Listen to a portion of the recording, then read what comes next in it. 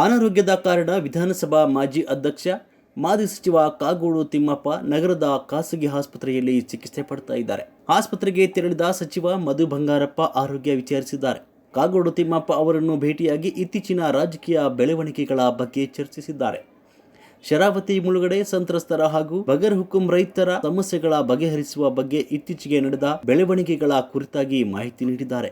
ಇನ್ನೊಂದು ಸ್ವಲ್ಪ ಆಡ್ ಮಾಡಿ 25 ವರ್ಷಕ್ಕೆ ನೀವು ತರಲೇಬೇಕು.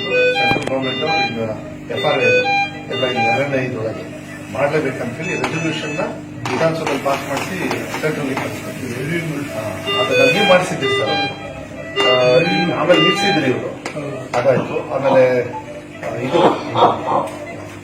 ಇದು ಸರ್ ಅದು ಶರಾವತಿಗೆ ದೇವದತ್ ಕಾಮತ್ ಅಂತ ಅಡ್ವೊಕೇಟ್, ಸುಪ್ರೀಂ ಕೋರ್ಟ್ ಅಡ್ವೊಕೇಟ್, ಅವ್ರನ್ನು ನಾಮಿನೇಟ್ ಮಾಡಿದ್ರು.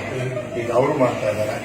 ಮತ್ತೆ ಯಾರು 78 ಮೇಲೆ ಒಳಗೆ ಯಾರು ಸಾಗುವಳಿ ಮಾಡ್ತಾ ಇದ್ರು 3 ಎಕರೆವರೆಗೂ ಅವ್ರನ್ನ ಮುಟ್ಟಂಗಿಲ್ಲ ಅಂತ ಡಿಸಿಷನ್ ತಗೊಂಡಾಯ್ತು. ಸೊ ಒಂದು ಹಂತಕ್ಕೆ ಸ್ವಲ್ಪ ಈಶ್ವರ್ ಖಂಡ್ರೆ ಕಂಡ್ರೆ ನಮಗೆಲ್ಲ ಸಿಟ್ಟಿರೋದು.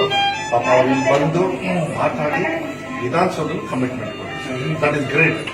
ಈಗ ನಿಮ್ದೆಲ್ಲ ಏನ್ ಕನ್ಸಿತ್ತು ಅದ್ರ ಪರವಾಗಿ ನಿಂತಾರೆ. ಅದನ್ನ ರಮೇಶ್ ಹೆಗ್ಡೆ ಅದೊಂದು ಆಗ್ತದೆ ಸರ್, ಏನ್ ತೊಂದರೆ.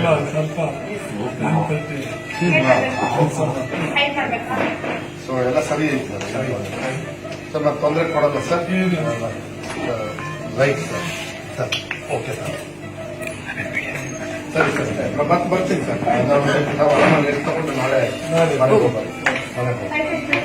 ಆರೋಗ್ಯ ವಿಚಾರಿಸಿದ ಬಳಿಕ ಶೀಘ್ರ ಗುಣಮುಖರಾಗುವಂತೆ ಹಾರೈಸಿದ್ದಾರೆ. ಈ ಸಂದರ್ಭದಲ್ಲಿ ವಿಧಾನ ಪರಿಷತ್ ಸದಸ್ಯೆ ಬಲ್ಕೀಶ್ ಭಾನು, ಮಾಜಿ ಸದಸ್ಯ ಆರ್ ಪ್ರಸನ್ನಕುಮಾರ್, ಕಾಂಗ್ರೆಸ್ ಮುಖಂಡರಾದ ಕಲಗೋಡು, ರತ್ನಾಕರ್, ಜಿಡಿ ಮಂಜುನಾಥ್ ಇತರರು ಇದ್ದರು.